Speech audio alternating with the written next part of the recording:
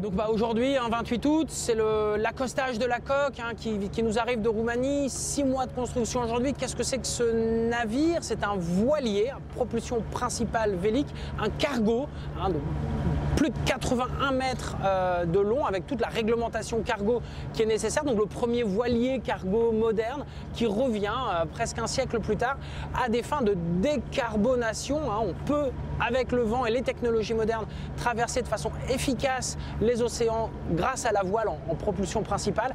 C'est presque 1200 palettes, c'est plus de 100 conteneurs qu'on peut mettre dessus. Au début, faisons du simple, il y a 80 000 porte-conteneurs, il n'y a que 2 voiliers cargo, donc on va préférer véritablement 2 routes qui sont celles de l'export aux US et celles de l'import Colombie, Brésil sur du Cap Vert avec évidemment les départements d'outre-mer sur la route. Et on va être très simple, on va faire des allers-retours très clairs, très lisibles, très fréquents.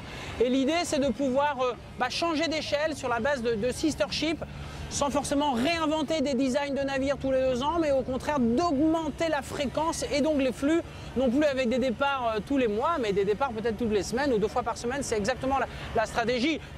Long terme, on réfléchit à des gréements innovants, des navires peut-être plus gros, mais pour l'instant c'est déjà très bien.